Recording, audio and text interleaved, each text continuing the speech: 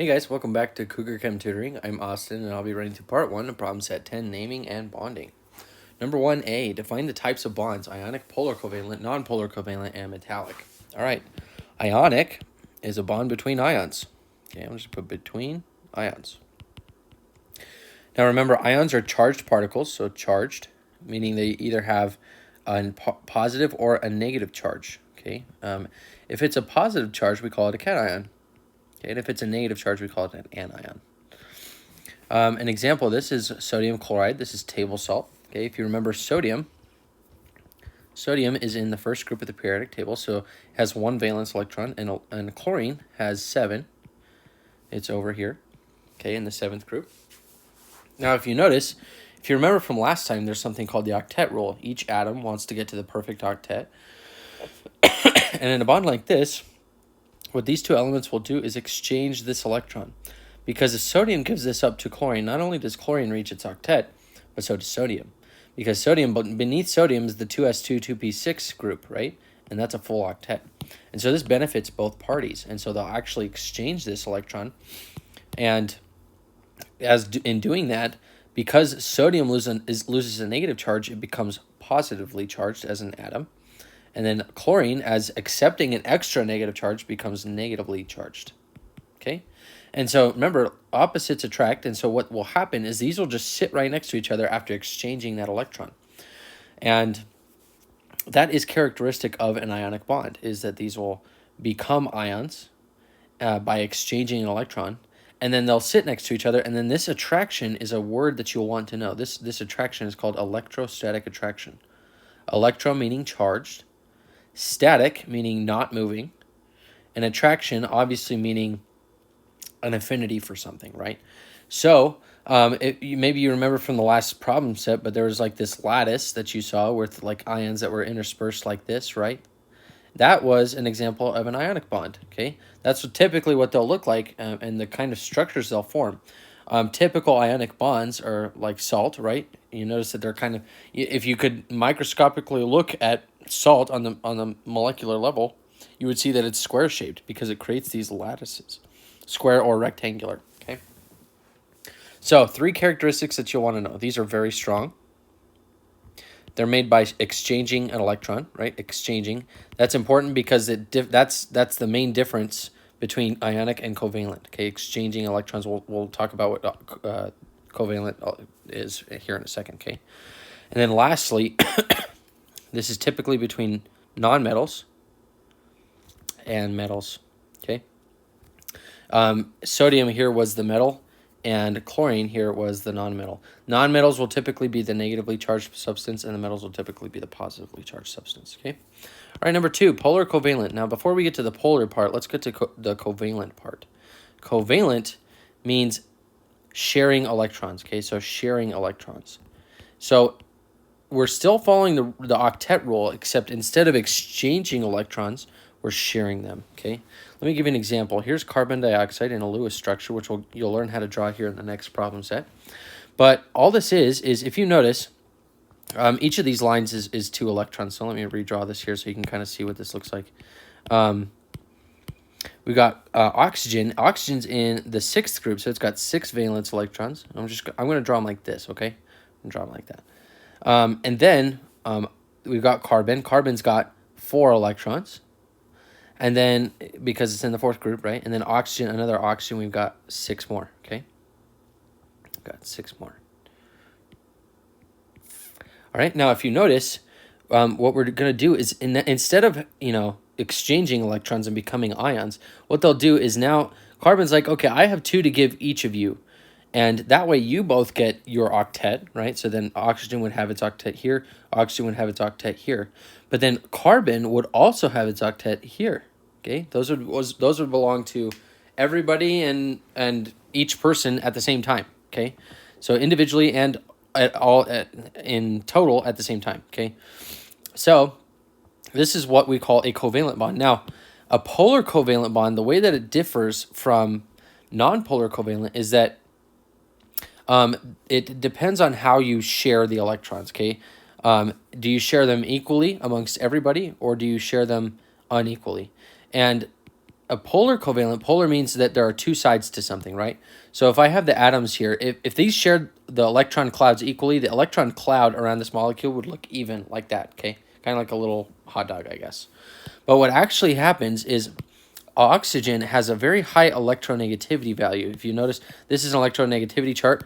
This refers to the idea that in the Z effective, the effective nuclear charge, because oxygen has less electron density around it, it wants to pull electron density towards it, okay? And so instead of sharing it equally, this is most likely what the cloud looks like, something to this effect. Okay? Because oxygen likes to hog electron density. And what this creates is a partial negative charge, because remember, it's pulling extra electrons towards itself on both ends, and then a positive charge on this carbon. Now, this is what polar means, okay? Polar means there's one side that has more of one charge and one side that has more of another charge. And so in this bond, within this carbon to oxygen bond, there is polarity, meaning that there are two sides that look different from each other. In contrast to the nonpolar covalent, where we would have something like, let's say, a carbon to hydrogen bond. Okay, let's take methane. These are pretty evenly split, and we'll go into how electronegativity determines this, okay? But they're pretty evenly split, and that means the electron density looks relatively uniform throughout this whole thing. Okay, it's not pulled towards hydrogen more often than it is carbon or anything like that. It's pretty evenly shared, and so the main difference, let me write these here, is these are unequally shared, and these are equally shared. Relatively equally. Nothing's actually, unless it's itself, it's not really going to be equally shared, but for the most part, we're looking for relatively equally shared electrons, okay? So polar covalent, we're sharing electrons. That's the main difference. We're still getting to the octet, but we could share those electrons unequally or equally, depending on whether we're polar or nonpolar, okay? And lastly, we've got metallic. Metallic is just between two metals, okay? It's really a bond between, let's say, metal nuclei. Okay, and then you'll learn this term here, this phrase here, but you'll actually learn that it's kind of false later on. So metallic nuclei surrounded by a sea of electrons. So that sea of electrons is sort of true, but we'll learn later in molecular orbital theory why that may or may not be true. Okay, all right. Another key difference with covalent bonds is that these are typically between two nonmetals. Remember, ionic was between one metal, and one nonmetal. Okay, and then metallic bonds are between two metal, I should say just one plus metal, because it could be itself, right? One plus metals. So you can think of it as one metal, one nonmetal, two nonmetals, or two metals. Okay? That's really what the main difference between these bondings are. And the key that you want to understand is that electrostatic attraction actually plays a role in all of them, right? Because it has to do with the nuclei being positively charged and negatively charged, and then the Z effective between them. So if a question ever asks you which of these bonds involves electrostatic attraction, you're actually going to say all of them, because all of them involve some sort of positive with some sort of negative, right? The electrons are negatively charged still. The nuclei are still positively charged, and the Z effective is affecting how they share those electrons, or they exchange them, or so on and so forth, okay? So just be aware of that all of these involve electrostatic attraction, even though we kind of really emphasized it mostly on ionic bonds.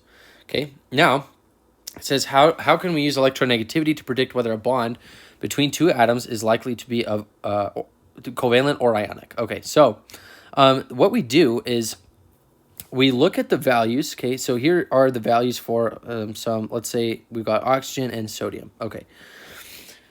What these values signify, electronegativity is like the desire for electron density, okay? Think of it as kind of like almost not exactly the same as electron affinity, but electron density. So it kind of wants to like cover itself. It like wants a blanket of electrons around it. And the less that it has, the less electronegative a certain atom is, the less it wants that electron blanket around it, okay? And there are rules, actually we quantify some of these rules that determine whether a bond will be ionic, covalent, or polar covalent or non-polar covalent, okay? So here's the key that you want to know. Okay, this is key. For ionic bonds, you'll want the difference in electronegativity between two atoms to be greater than or equal to 2.0. Okay, so if I have oxygen, which is a 3.44, and sodium, I got 3.44 minus 0.9493. Okay, so we're taking the difference here. We've got 1 and we got 25, so 2.51. That's larger than 2.0. So I can estimate based off of that rule, this quantifiable rule, that this is going to be ionic. And if you notice, sodium is a metal and oxygen is a non-metal. So that's also why we confidently say that ionic bonds are between metals and non-metals, because typically their electronegativity values are so different, okay, and they're so far apart that we get this exchange. So oxygen wants these electrons a ton, right? And so it's going to actually just pull all of it up to the point where it actually just takes the electrons from sodium. All right, so that's ionic. And then we've got, let me just box this to kind of differentiate it. So now we've got polar covalent. I'm just going to polar, po-cov, okay, polar covalent. Okay, now here you want the difference in electronegativity to be less than 2.0, okay, but greater than or equal to 0.4, okay? And you'll kind of see these most of the time when we're making covalent bonds. Remember, you'll see these mostly when we're looking at two different nonmetals together, okay? And then nonpolar covalent, I'll just put no cov. And this is just literally less than 0.4. Let me rewrite this. 0.4. Okay? So those are the kind of quantifiable rules that you'll want to know for the test. When you're looking at it, when you're on a test or you're doing homework or whatever, what you want to really utilize is this electronegativity chart, or be able to relatively estimate the electronegative values to determine what kinds of bonds these are going to form. Okay, so let's apply this in number 2. What types of bonds are expected in the following? So they have nitrogen. What they mean is not N2. Okay, N minus N's electronegativity value is just 0, right? So that falls in the nonpolar covalent range. So I'm going to put nonpolar. I'm just going to put NC for nonpolar covalent. Okay. All right, MgO. Mg, okay, let's just see, without even looking at them, let's see, I've got a metal and a non-metal. Okay, I'm going to guess ionic. Let's double check with the values now. We got 3.44 for oxygen. And then for magnesium, I've got 1.31. And you can kind of already tell, right? This is going to be come out to 2.13, which is, yep, greater than 2. So I'm going to say ionic. All right, so ammonia. Ammonia, now we're looking at the nitrogen-hydrogen bonds. And I got nitrogen, which is a 3.04, and then to 2.20, okay? And that's going to fall in the, 2.20. That's going to fall in, let's see, we've got 4 here, we've got 8 here, 0.84. So yeah, that's greater than 0.4. So yeah, I'm going to say that this is polar covalent, right? That's going to have some sort of pull towards it. Now, if they were to ask you to write the polarity here, you know that nitrogen has a greater electronegativity charge, so the electron density is pulling that way. And so you'd put a delta minus here and a delta positive here, okay? And this sign here is called a dipole moment. We just put the positive charge on where it would be, and then put an arrow where the electrons are moving. Okay, all right, part D, we've got ethane gas, we've got carbon. Let me erase some of these. Okay, we got carbon at 2.55, and hydrogen at 2.20. Oh, that's pretty close. So 2.55, 2.20. We got 5, we got 3, and 0.35. Hey, that's lower than 0.4, right?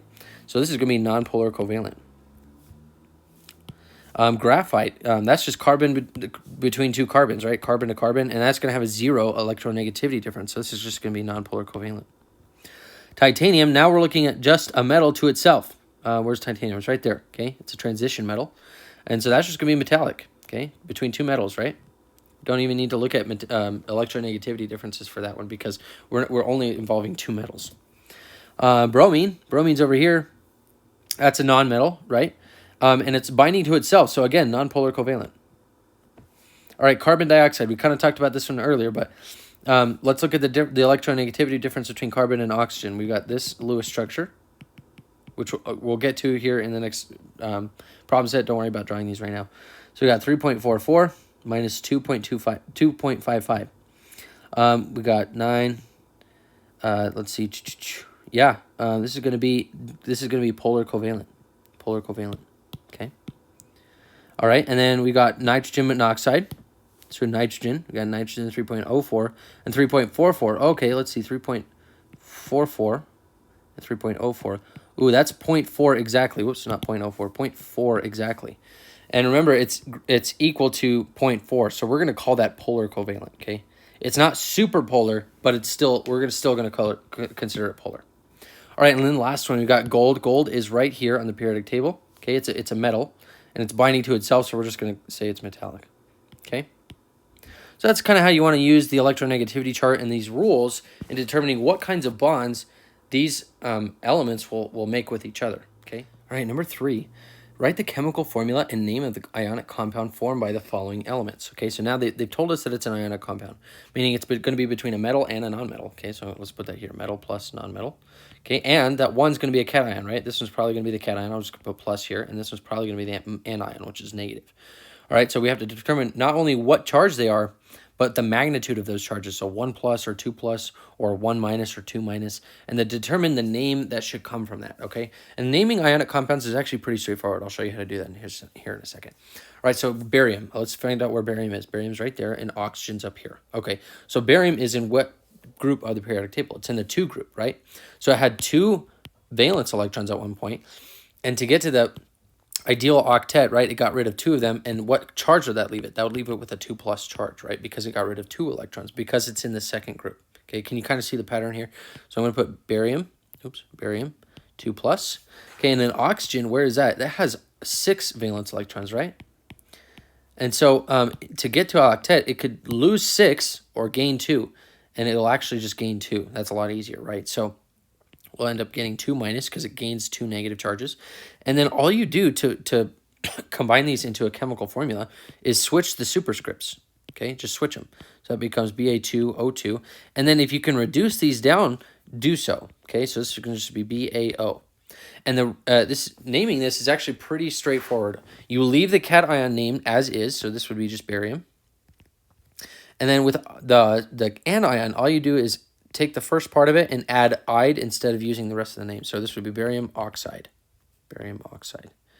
Okay, and then we had that chemical formula right there. All right, so let's go to sodium. Sodium's in the first group, and chlorine is in the 7th group, okay?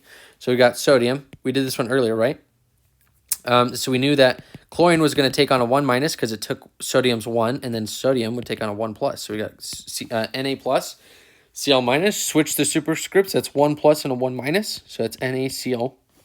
And then this is just sodium. Okay, take the first syllable and then add just "ide" to it. So sodium chloride. Right? Not too bad. Not too bad.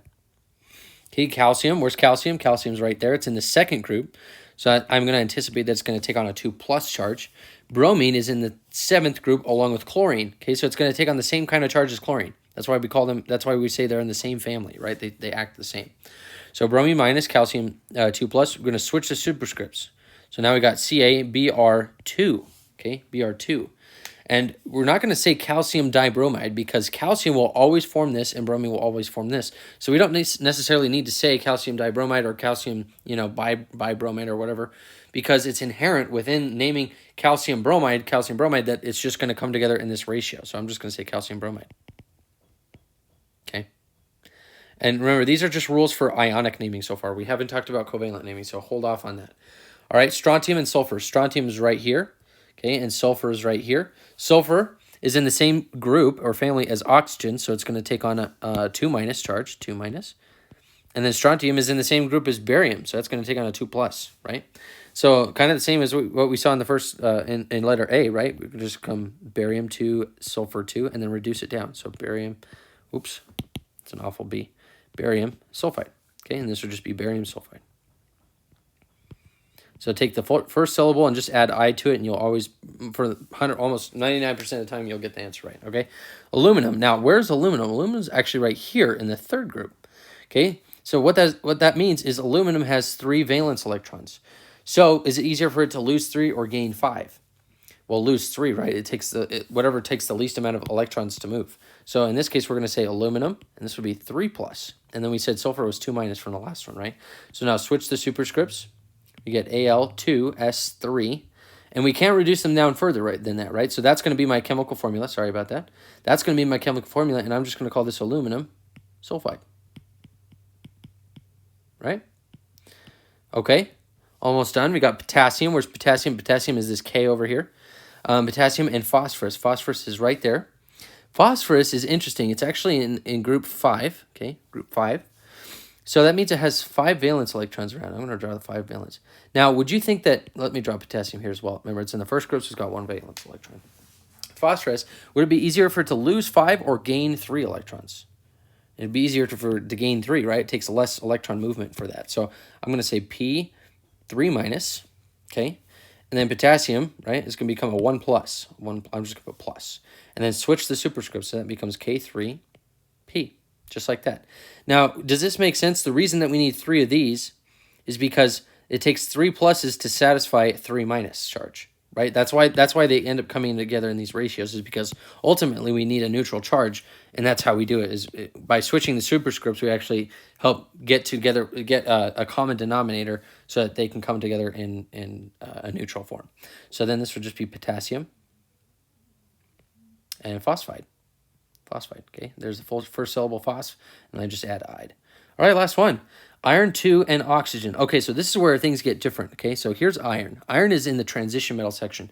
Now, in the transition metal section, you are not guaranteed a particular charge, like in the first group and second group, right? If I'm lithium, I'm always going to be a 1 plus. If I'm magnesium, I'm always going to be a 2 plus, okay? Calcium's always a 2 plus. Potassium's always a 1 plus. But in this group right here, it varies from cation to cation. It's not always obvious, okay? So we actually designate that by these Roman numerals. So here, iron 2, what that means is it's going to be Fe2 plus, right? That's Roman numeral 2. That just means it's got a 2 plus charge, okay? And then oxygen, we said earlier, was a 2 minus. And so we're gonna say Fe2O2. That can be reduced down to FeO. Okay, and then this is just going to be iron 2. You have to leave the 2 in, okay, to designate what kind of iron it is, oxide. And that would be your answer. All right, I hope this was helpful. We'll see you in part 2.